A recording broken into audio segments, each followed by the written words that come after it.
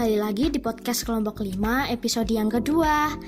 Kali ini tema yang kami ambil adalah virus yang lagi hits banget nih. Apa ya? Ya, COVID-19. Pokoknya yang serba-serbi pandemi deh, stay tune terus ya. Kalian inget gak sih? Virus corona pertama kali lahir di negara Cina, tepatnya di Wuhan. Dan akhirnya menyebar luas sampai ke berbagai negara seperti Indonesia ini ya kan?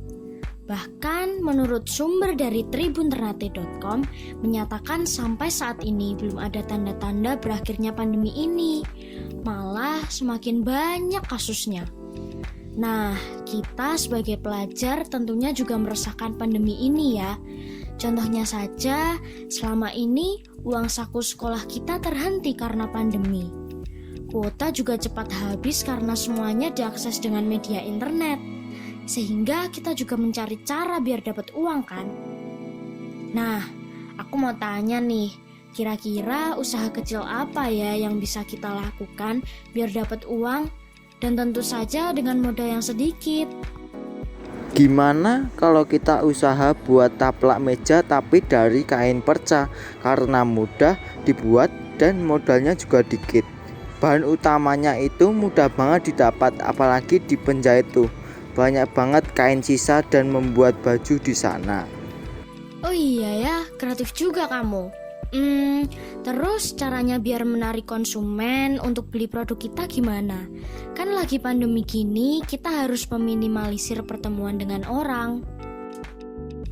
Caranya agar bisa menarik konsumen saat pandemi ini dengan memanfaatkan media internet dong.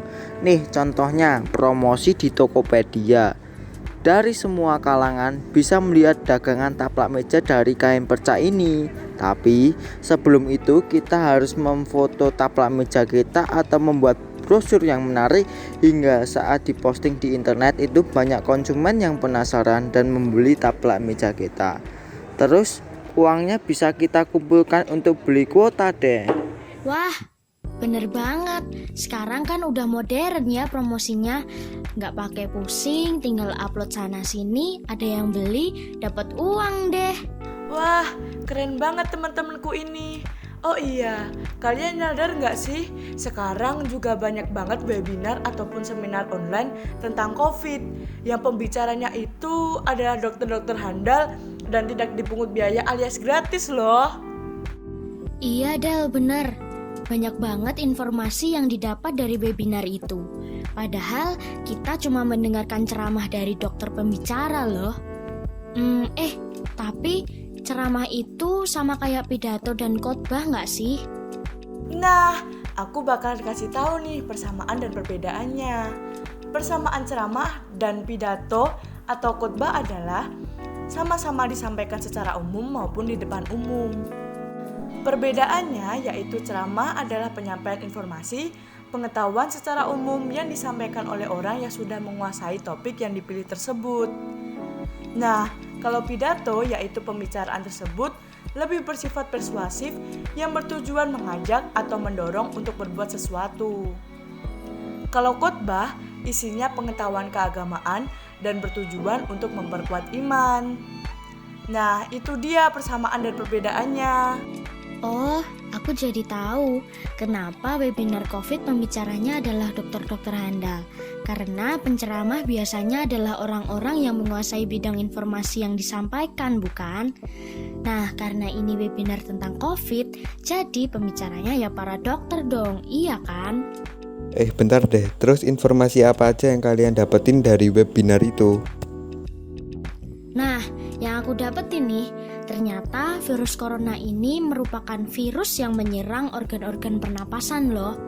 Penyakit karena infeksi virus ini disebut COVID-19. Virus corona bisa menyebabkan gangguan ringan pada sistem pernapasan, infeksi paru-paru yang berat, hingga kematian. Kalian tahu nggak? Kalau sistem pernapasan sangat berkaitan dengan sistem peredaran darah juga. Sehingga organ pernafasan yang rusak pasti berakibat dalam proses pengambilan oksigen oleh darah pada paru-paru. Lalu sistem peredaran darah itu apa sih? Sistem peredaran darah adalah sistem transportasi yang melibatkan 3 komponen, yaitu darah sebagai medium transportasi, jantung sebagai pemompa, dan pembuluh darah sebagai saluran. Sistem peredaran darah pada manusia bersifat tertutup dan ganda. Tertutup artinya darah dialirkan melalui suatu pembuluh, dan ganda artinya melewati jantung sebanyak 2 kali. Lalu, apa sih darah itu? Darah adalah jaringan ikat berupa cairan yang tersusun atas plasma darah, sel-sel darah, dan juga keping darah. Wah, makanya virus ini sangat mudah menyerang para lansia yang kesehatannya sudah melemah ya. Makanya kita sebagai anak muda perlu mencegah daripada mengobati guys. Gimana caranya? Tentu saja dengan menjaga daya tahan tubuh, yaitu mengonsumsi makanan sehat seperti sayuran, buah-buahan, dan makanan berprotein seperti telur, ikan, dan daging tanpa lemak. Nah, itu mencegah virus di tubuh serta baik untuk sistem pencernaan kita loh. Apa tuh sistem pencernaan? Nah, pencernaan makanan adalah proses perubahan makanan dari ukuran yang besar menjadi kecil. Proses pencernaan pada manusia terdiri dari 2 jenis, yaitu pencernaan secara mekanik dan pencernaan secara kimiawi. Pencernaan secara mekanik adalah proses mengubah makanan dari yang berukuran besar menjadi kecil dan dilakukan dengan bantuan gigi. Sedangkan pencernaan secara kimiawi adalah proses memecah molekul atau zat yang kompleks menjadi molekul yang lebih sederhana dengan bantuan enzim.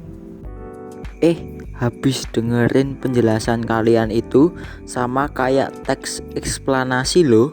Nih aku jelasin. Teks eksplanasi merupakan sebuah teks yang berisi penjelasan atas sebuah kejadian atau fenomena yang berkaitan dengan alam, sosial, ilmiah, dan budaya. Nah, penjelasan kalian tentang COVID itu termasuk contoh dari kejadian sosial karena berupa kesehatan. Ya, bener banget Niko. Teks eksplanasi juga ada ciri-cirinya loh. Yuk disimak. Pertama, teks eksplanasi terdiri dari 3 unsur yang meliputi sebuah pernyataan umum, sebab akibat, dan juga interpretasi. Yang kedua, informasi yang ada di dalam teks eksplanasi berisi berdasarkan fakta. Yang ketiga, informasi yang ada di dalam teks eksplanasi memiliki sifat objektif. Yang keempat, teks eksplanasi membahas sebuah peristiwa. Yang kelima, teks eksplanasi merupakan jenis teks yang bersifat informatif. Oke, kita balik lagi ke cara menjaga daya tahan tubuh di saat COVID. Nah, selain cara di atas yang udah aku sebutin tadi, rutin berolahraga, tidur yang cukup, tidak merokok, dan tidak mengonsumsi minuman beralkohol juga bisa meningkatkan daya tahan tubuh agar terhindar dari penularan virus corona loh. Beberapa informasi dari Alo Dokter menyebutkan bahwa berjemur di bawah sinar matahari juga dapat mencegah virus corona loh. Sayangnya saat ini sinar matahari masih disepelekan oleh kebanyakan orang. Oh iya, ngomong-ngomong tentang sinar matahari nih, itu kan termasuk energi yang digunakan oleh banyak manusia kan. Kayaknya masuk ke materiku nih. Yuk kita bahas. Sumber daya alam berdasarkan jumlahnya dibedakan menjadi 2 jenis, yaitu sumber daya alam tidak terbatas, yaitu sumber daya alam yang jumlahnya tidak dapat dihitung seperti udara dan sinar matahari. Yang kedua, sumber daya yang terbatas, yaitu sumber daya alam yang jumlahnya sedikit dan cepat habis seperti minyak dan batu bara. Selain SDA-nya yang melimpah, Indonesia juga memiliki budaya nasional. Budaya nasional merupakan gabungan budaya daerah yang terus berkembang menjadi identitas nasional. Maka dari itu terdapat faktor pembentuk kebudayaan nasional.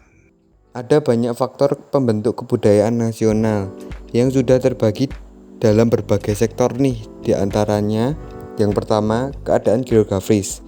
Keadaan geografis mempengaruhi keanekaragaman budaya lokal. Wilayah kepulauan. Penduduk yang dipisahkan darat dan laut menyebabkan suku mengembangkan budaya lokal. Nah, letak Indonesia menyebabkan Indonesia banyak mendapat pengaruh dari luar. Yang ketiga, faktor sejarah. Nenek moyang Indonesia adalah imigran yang membawa perubahan penting pada budaya penduduk asli.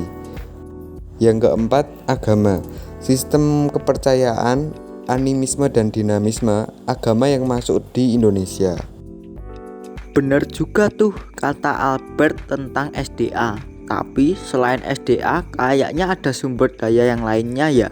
Kira-kira apa sih? Selain kaya akan SDA-nya, tidak lupa juga ada SDM ya. SDM kan berhubungan dengan manusia nih. Kalian tahu kan kalau manusia itu adalah makhluk sosial yang membutuhkan sesamanya di dalam kehidupannya. Ya dong, contohnya aja di gereja Katolik juga ada paguyuban yang di dalamnya itu ada yang jadi pengurus dan yang diurus. Wah, apa tuh? Ya ada hierarki dan juga kaum awam.